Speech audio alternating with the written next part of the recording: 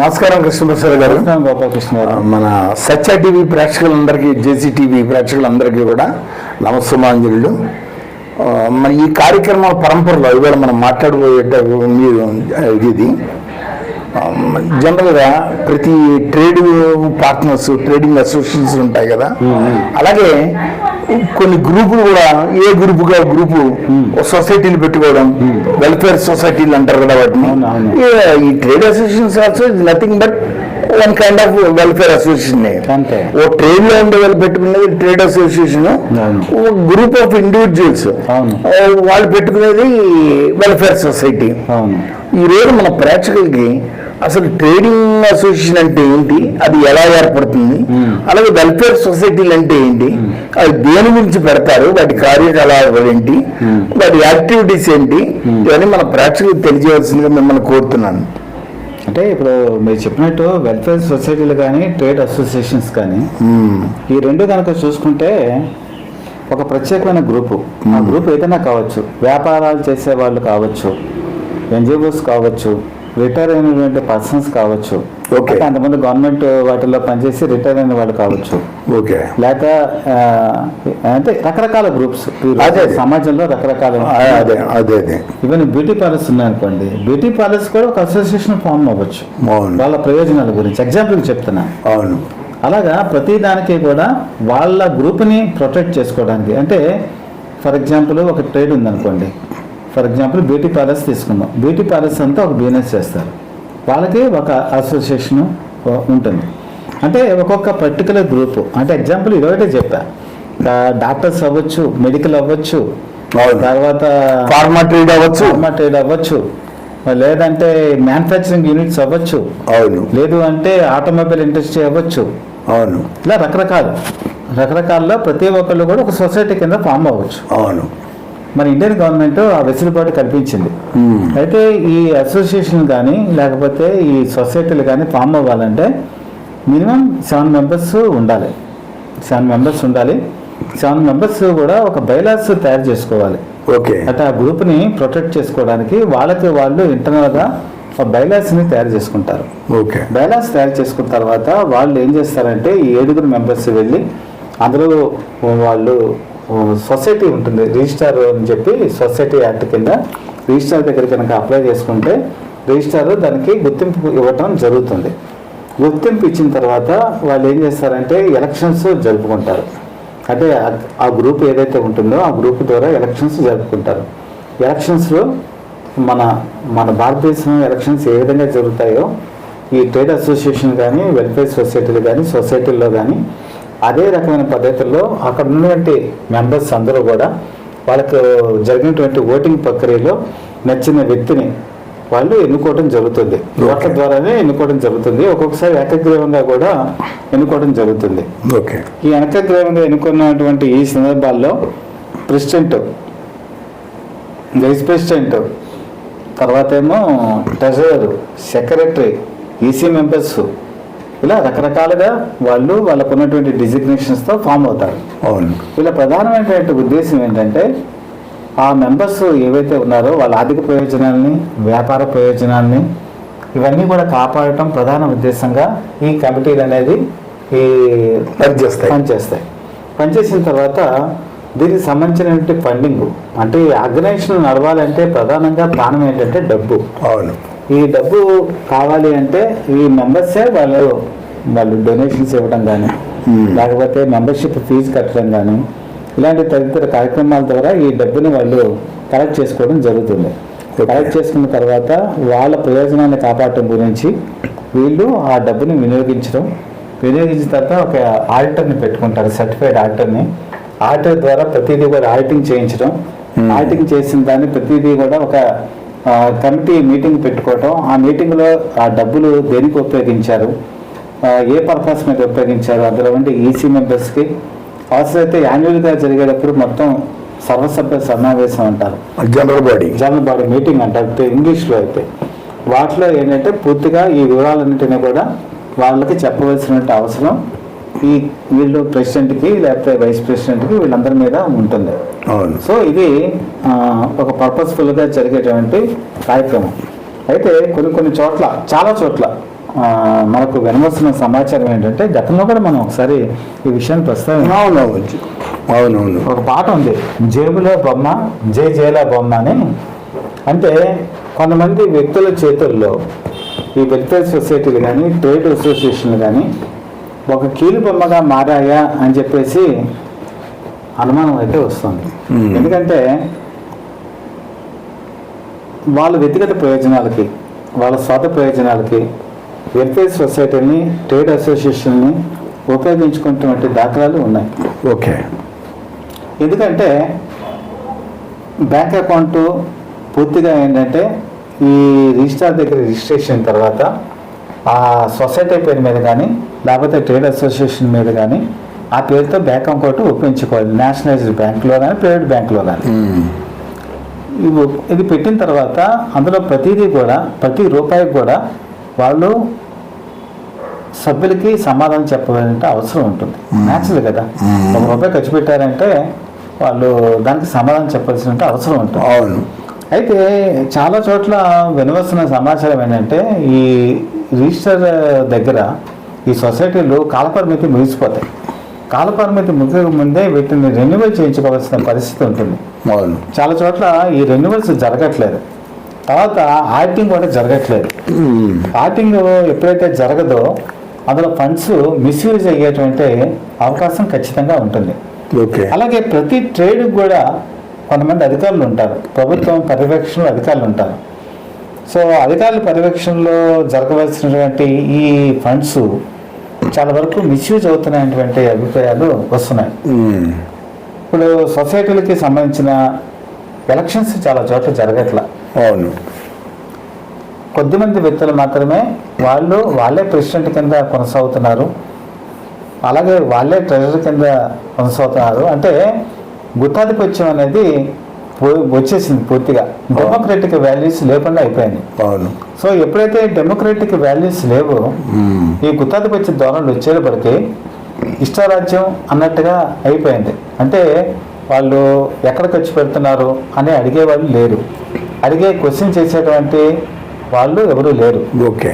తర్వాత ఆ క్వశ్చన్ చేసినా కూడా ఆ గొంతుని దొక్కేటువంటి ప్రయత్నాలు కూడా జరుగుతున్నాయి. ముఖ్యంగా ఈ సొసైటీలో కనుక చూసుకుంటే గత 10 ఏళ్ల నుంచి కనుక చూసుకుంటే ఒక ఎలక్షన్స్ జరిగి అందులో ఎన్నుకున్నట్టయితే ఓకే, వెల్ అండ్ గుడ్. వాళ్ళు కంటిన్యూ అయ్యారంటే 10 సంవత్సరాలు కాదు 20 సంవత్సరాలైనా వాళ్ళు ఆ పదవిలో కొనసాగచ్చు. కొన్ని చోట్ల ఎలక్షన్స్ జరగట్లా. ఓకే. జరగకుండా ఎలక్షన్స్ లేకుండా ఏం చేస్తున్నారంటే వీటిని ఈ కమిటీలని రన్ చేస్తున్నారు. సో కమిటీలు చేసే ఆర్థిక తీర్మానాలు కానీ లేకపోతే వాటి పర్యవేక్షణ కానీ లేకపోవటం వల్ల ఈ వినియోగదారులు లేకపోతే ఇందులో ఉండే సభ్యులు వీళ్ళకు ఉన్నటువంటి ప్రయోజనాలు నెరవేరకుండా పూర్తిగా అణగదొక్కపడుతున్నటువంటి ఒక అపవాదం అయితే వస్తుంది. అంటే వాళ్ళ సొంత ప్రయోజనాల గురించి, వాళ్ళ సొంత లాభాల గురించి సొసైటీలు కానీ అసోసియేషన్స్ కానీ ట్రేడ్ అసోసియేషన్ కానీ నడవకూడదు. అలాగే ఒక అపవాదు కూడా ఏముందంటే గత 10 సంవత్సరాల కాలంలో వీళ్ళ ఆస్తుల్ని విపరీతంగా పెంచుకున్నారు. అంటే సొంత లాభంతో సొంత ప్రయోజనాల గురించి ఈ సొసైటీలని వీళ్ళు ప్రెసిడెంట్ రూపంలో కానీ వైస్ ప్రెసిడెంట్ రూపంలో కానీ ట్రెజరర్ కానీ వాళ్ళ సొంత ప్రయోజనాల గురించి ఉపయోగించుకొని డబ్బు ఎక్కువగా కూడబెట్టుకొని వాళ్ళ ఆస్తులు విపరీతంగా గత 10 ఏళ్లలో పెరిగాయని చెప్పేసి కూడా కొంతమంది విమర్శిస్తున్నారు. అంటే ఇది మన పబ్లిక్ ఇంట్రెస్ట్ గురించి ఇవన్నీ చెప్పడం జరుగుతుంది. కాబట్టి ఇప్పటికైనా సరే సొసైటీ యాక్ట్ కింద రిజిస్టర్ ఎవరైతే ఉన్నారో ఈ బ్యాంకులు కూడా చేయవలసిన పని ఏంటంటే కాలపరిమితి ముగిసిపోయినటువంటి సొసైటీలు ఏవైతే ఉన్నాయో వాళ్ళ బ్యాంక్ అకౌంట్స్ని స్తంభింప చేయవలసిన అవసరం ఉంటుంది. ఎందుకంటే కేవైసీ ప్రధానమైంది. ఇప్పుడు రెన్యువల్ సొసైటీ నుంచి రెన్యువల్ వస్తున్నాయి కదా, మళ్ళీ ఆ సొసైటీని కంటిన్యూ చేయవలసి ఉంటుంది. లేదా ఒక సొసైటీ రెన్యువల్ పీరియడ్ అయిపోయిన తర్వాత కొత్త సొసైటీ పెట్టుకున్నప్పుడు పాత సొసైటీలో ఉన్న ఫండ్స్ ఏమవుతున్నాయని కూడా ఆలోచించాలి కదా. సో బ్యాంకులు విత్డ్రా చేసేటప్పుడు విత్డ్రా చేయించే అవకాశం లేకుండా కూడా చేయాలి. కాబట్టి ఈ రకమైనటువంటి పద్ధతుల వల్ల తను నేను చెప్పినట్లు జేబులో ఒక బొమ్మలాగా కొంతమంది స్వార్థపరుల చేతుల్లో బొమ్మలాగా ఇవి తయారవుతున్నాయని చెప్పి ఇటీవల కాలంలో చాలా వరకు అపవాదులు అయితే వస్తున్నాయి. సో మీరు కూడా ఒక సీనియర్ సిటిజన్, మీరు కూడా ఒక ప్రభుత్వ ఉద్యోగిగా మీరు పనిచేశారు బ్యాంకుల్లో. సో ఈ మొత్తం ఈ ఎపిసోడ్ కనుక చూసుకుంటే మీకున్న అభిప్రాయం ఏంటి గోపాలకృష్ణ గారు? ఇప్పుడు దీంట్లో 2 ఫ్యాక్టర్లు ఉంటాయండి. ఒకటి ఏంటంటే సంస్థలు వాటి చట్టపరమైన కార్యకలాపాలు అది నెంబర్ 1. నెక్స్ట్ సంస్థలు వాటి ఆర్గనైజేషనల్ యాక్టివిటీస్. ఆర్గనైజేషనల్ యాక్టివిటీస్ అంటే ఏంటంటే మీరు చెప్పినట్టు సంస్థ ఏర్పాటు, దాని ఆపరేషన్ ప్రొసీజరు, తర్వాత నెక్స్ట్ దాని బాడీ మెయింటెనెన్స్, దాని లైసెన్సులు ఇవన్నీ వాటికి ఎలా రెన్యూల్ చేయాలి, టైం బౌండ్ ప్రోగ్రామ్ ఇవన్నీ ఉంటాయి దాంట్లో. ఇప్పుడు మీరు చెప్పినట్టు ఇవన్నీ ఆస్పెక్ట్స్ అన్ని సెకండరీ దాంట్లోకి వస్తాయి ఎక్కువ. ఏంటంటే బాడీ, లీగల్ బాడీ. ఆ లీగల్ బాడీని ఏంటంటే అది పార్ట్నర్షిప్పా, లేకపోతే ప్రైవేట్ లిమిటెడా, లేకపోతే పబ్లిక్ లిమిటెడా, లేకపోతే ఏంటనేది వీటికి ఏంటంటే దానికి ఒక కాన్స్టిట్యూషన్ ఉండాలి. కాన్స్టిట్యూషన్ అంటే ఒక పార్ట్నర్షిప్ డీడ్ కానీ, ఒక మెమోరాండమ్ ఆఫ్ అసోసియేషన్ కానీ, ఒక ఆర్టికల్స్ ఆఫ్ అసోసియేషన్ కానీ, అలాగే what to do and what not to do, ఏవి చేయొచ్చు ఈ ఆర్గనైజేషన్, ఏమి చేయకూడదు, ఇవన్నీ క్లియర్గా మెన్షన్ చేసేవి ఈ articles of association, memorandum association. అలాగే ఇవి బారోయింగ్ చేయొచ్చా చేయకూడదా, లేకపోతే ఇవి లెండింగ్ ఇవ్వచ్చా ఇవ్వకూడదా, ఇవన్నీ వీటిల్లో మెన్షన్ చేస్తారన్నమాట. సో ఈ articles of association, memorandum of association, అలాగే ఒకవేళ పార్ట్నర్షిప్ ఫర్మ్ అయితే పార్ట్నర్షిప్ డీడ్, ఇవన్నీ చాలా ఇంపార్టెంట్. ఇప్పుడు మీరు చెప్పినట్టు చాలా వాటికి రెన్యూవల్ అవ్వట్లేదు అన్నారు. ఆ రెన్యూవల్ అవ్వట్లేదు అనడానికి బాధ్యత అది ఇరువైపులా ఉందండి. ఎందుకంటే ఇప్పుడు కోఆపరేటివ్ సొసైటీలు ఉన్నాయి, ఎన్నో సొసైటీలు ఎలక్షన్స్ లేక అడాక్ కమిటీలు కానీ వాటితో నడుపుతున్నారు. లేకపోతే దాన్ని ఏమంటారు, డిస్ట్రిక్ట్ కలెక్టర్స్ వాళ్ళు డిఫాక్టో మెంబర్స్ కానీ వీళ్ళు నడుపుతున్నారు. ఎందువల్ల బాడీకి ఎలక్షన్ జరగకపోవడం వల్ల. ఈ ఎలక్షన్ జరగకపోవడం అనేది ఎవరి failure? It is a government failure. ఇప్పుడు ప్రైవేట్ ఆర్గనైజేషన్స్ గవర్నమెంట్ సంబంధం లేదు, కానీ గవర్నమెంట్ క్రెడిట్ సొసైటీలు ఉన్నాయి, కోఆపరేటివ్ సొసైటీలు, ప్రైమరీ కోఆపరేటివ్ సొసైటీలు, అగ్రికల్చర్ మార్కెట్స్, ఇవన్నీ దీంట్లోకి వస్తాయి. ఇవన్నీ ఎలక్షన్స్ అవ్వకపోవడానికి కారణం ఎవరు? It's a failure of the government. Government సకాలంలో ఏం చేయాలంటే ఏదైతే రెన్యూవల్ చేయడానికి ఉందో ముందే వాటి డ్యూ డేట్కి ముందే నోటీసులు ఇవ్వాలి. నోటీసులు ఇచ్చిన తర్వాత ఓ 2-3 నెలల్లో వాటికి ఎలక్షన్ నోటిఫికేషన్స్, ఎలక్షన్ జరగడం, ఎలక్షన్స్ కండక్ట్ చేయడం, తర్వాత ఎలక్ట్ అయిన బాడీని డిక్లేర్ చేయడం, డిక్లేర్ చేసిన బాడీని మళ్ళీ పాలనాపరమైన విధులను నిర్వర్తించేలా చేయటం, ఇవన్నీ దీంట్లోకి వస్తాయి. సో ఏంటంటే దీంట్లో మేజర్ చంక్ కనుక చూస్తే కనుక ఇండివిజువల్ డిఫాల్ట్ కంటే కూడా గవర్నమెంట్ ఫెయిల్యూర్ నాకు ఎక్కువ కనబడుతుందండి. పని భారం వల్ల, లేదా నెంబర్ ఆఫ్ సొసైటీస్ ఇవన్నీ ఎక్కువ ఉండటం వల్ల గవర్నమెంట్ ఫెయిల్యూర్ అంటే నా ఉద్దేశం ఏంటంటే డిస్ట్రిక్ట్ అడ్మినిస్ట్రేషన్ చాలా మటుకు ఇవన్నీ డిస్ట్రిక్ట్ అడ్మినిస్ట్రేషన్ ఫెయిల్యూర్ అండి. ఎందుకంటే ఇప్పుడు డిస్ట్రిక్ట్ ఉంది, కలెక్టర్ గారు ఉంటాడు, లేకపోతే ఇంకోళ్ళు ఉంటారు, ఆయన ఆధ్వర్యంలో ఎన్నికలు జరగాలి. ఆయనకి రావాలంటే గవర్నమెంట్ నోటిఫికేషన్ రావాలి. గవర్నమెంట్ నోటిఫికేషన్ రాకుండా ఆయన కండక్ట్ చేయలేడు కదా. సో ఇవన్నీ ఏంటంటే ఇట్స్ ఎ కాంపౌండింగ్ ప్రాబ్లం. పైనుంచి కిందకి, కింద నుంచి ఇంకొంచెం కిందకి, ఇలా అట్టడుగు దాకా వెళ్ళాలి. సో గవర్నమెంట్ ఈ విషయంలో ఏం చేయాలంటే సులభంగా జరిగేట్టు, త్వరితగతిని జరిగేట్లు చర్యలు తీసుకుని వీటికి ఎలక్షన్స్ కండక్ట్ చేసి ఎలక్షన్ డిక్లేర్ చేయడం. వీటిలో రకరకాల ఒత్తిళ్లు కూడా ఉంటున్నాయండి. రాజకీయ ఒత్తిళ్లు ఎక్కువ ప్లే చేసేది, రాజకీయ ఒత్తిళ్లు. ఎందుకంటే ఇప్పుడు కొన్ని సంస్థలు చూస్తే కనుక గవర్నమెంట్ ఒక పార్టీ చేతిలో ఉంటుంది, కొన్ని సొసైటీలు ఇవన్నీ కొన్ని పార్టీల చేతిలో ఉన్నాయి. అది ఇప్పుడు కాదు, ఎప్పటి నుంచో జరుగుతుంది. సో ఏంటంటే ఈ ఏదైతే రూలింగ్ పార్టీ ఉందో వాళ్ళు ఏం చేస్తారంటే ఈ అపోజిషన్ పార్టీ వాడు చేతిలో ఏమైనా ఉంటాయి కదా, వాటిని ఎలాగైనా వాళ్ళని పవర్ లాక్కోవాలి. లేకపోతే సర్పంచ్కి వాటికి వీటికి సొసైటీ కార్యదర్శులు కానీ వీళ్ళకి చెక్ పవర్ క్యాన్సిల్ చేయడం, అదే ఎలక్షన్స్ కండక్ట్ చేయకుండా డిలే చేయడం, ఇవన్నీ జరుగుతున్నాయి. సో ఇవన్నీ కాకుండా ప్రజాస్వామ్య స్ఫూర్తితో త్వరితగతిన ఎలక్షన్ నిర్వహించడం, ఆ బాడీని ఎలక్ట్ చేయడం, ఎలక్ట్ చేసిన బాడీలు ఓటు తీసుకుంటాయి ప్రమాణ స్వీకారం, ఆ తర్వాత వాటిలో దాన్ని ఏమంటారు కార్యవర్గం, అడ్మినిస్ట్రేటివ్ కౌన్సిల్ కానీ ఎగ్జిక్యూటివ్ బాడీ కానీ తీసుకోవడం, అవి కండక్ట్ చేయటం, దాంతో పాలనాపరంగా ఎటువంటి లోపాలు వ్యవస్థాగతమైన లేకుండా నిర్వహించడం.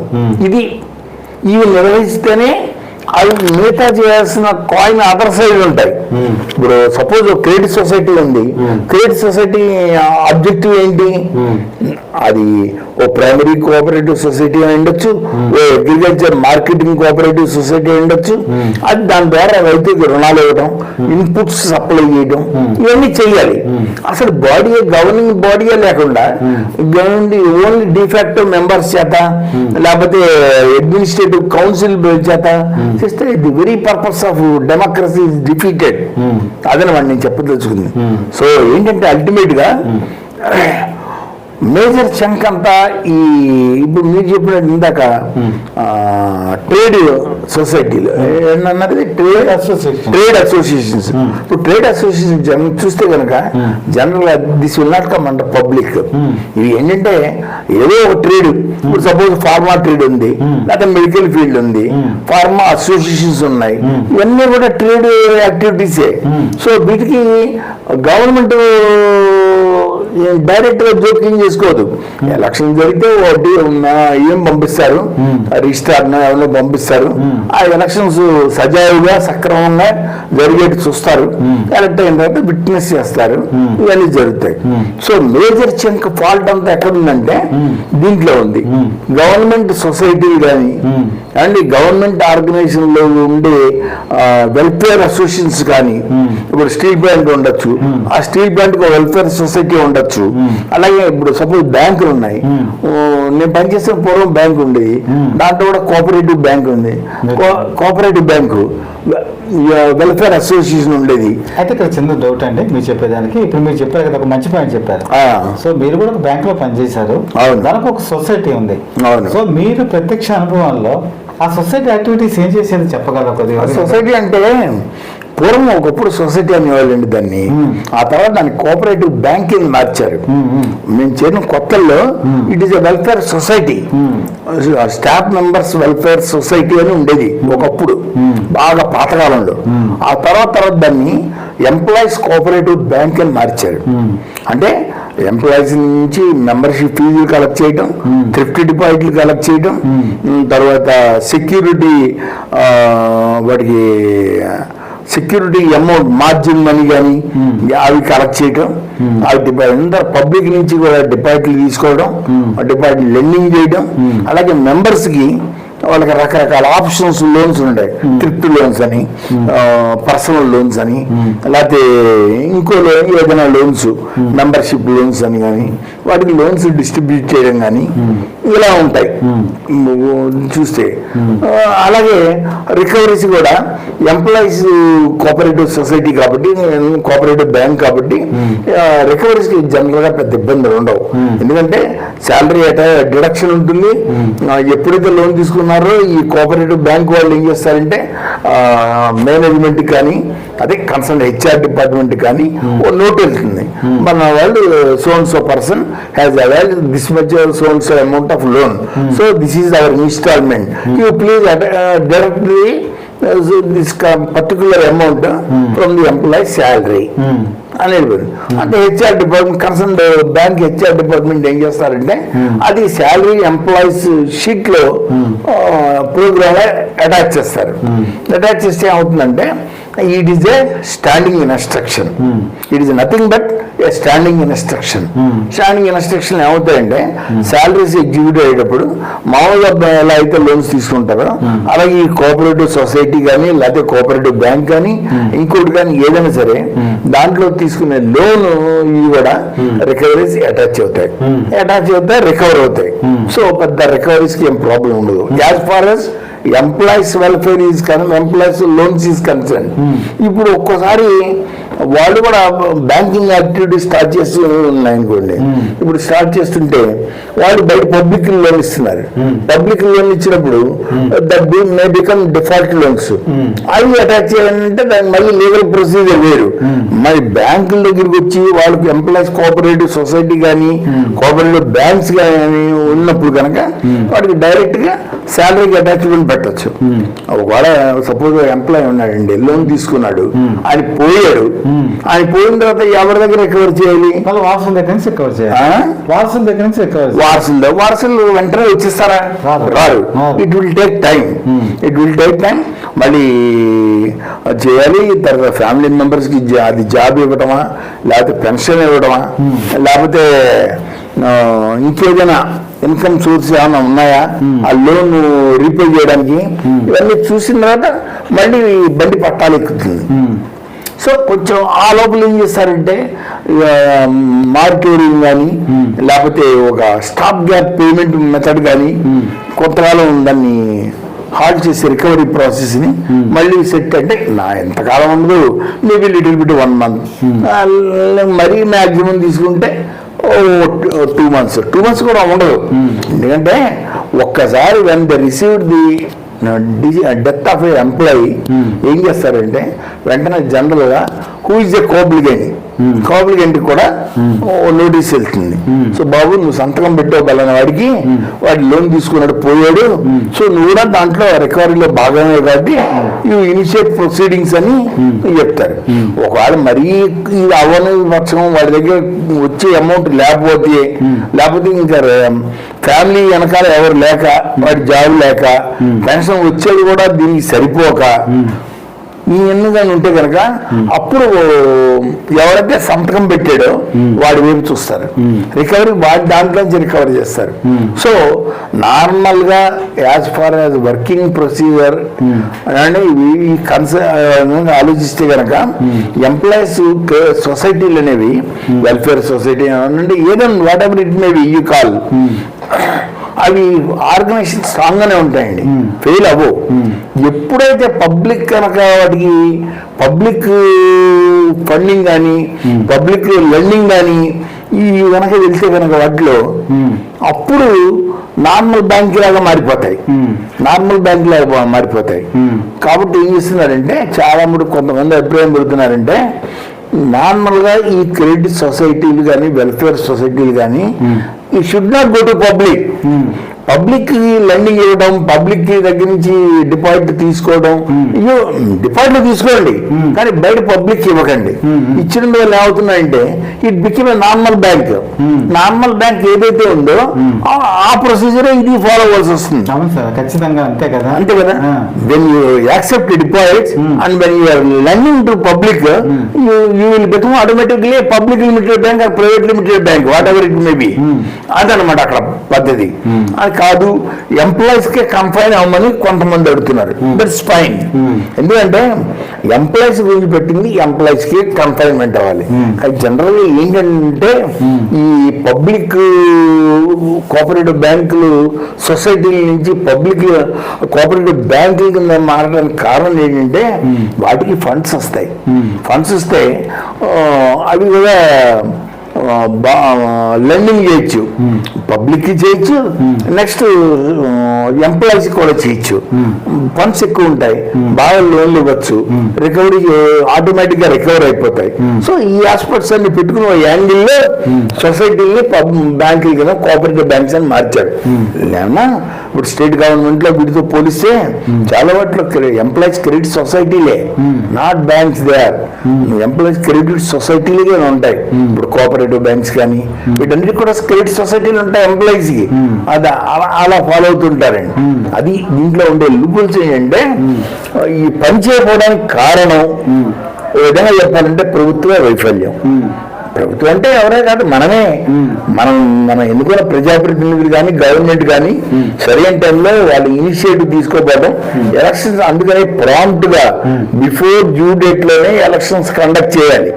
ఏమండి ఎలక్షన్స్ కండక్ట్ చేసిన తర్వాత వాటి ఎలక్షన్ చాలా వాటిల్లో ఇంకొక ఆశ్చర్యం ఏంటంటే కృష్ణప్రసాద్ గారు ఎలక్షన్స్ కండక్ట్ చేసి కూడా వివిధ కారణాల చేత వాటి రిజల్ట్స్ రానివ్వకుండా, ఒకవేళ రిజల్ట్స్ వచ్చినా కొన్ని వాటిల్లో సీల్డ్ కవర్ లో పెట్టి ఆ రిజల్ట్స్ ని ఎబౌన్స్ లో పెట్టినవి చాలా ఉన్నాయండి. ఈ దుస్థితి పోవాలి. ప్రజాస్వామ్య పరిపుష్టి జరగాలి, ప్రజాస్వామ్యం పరిడవిల్లాలి.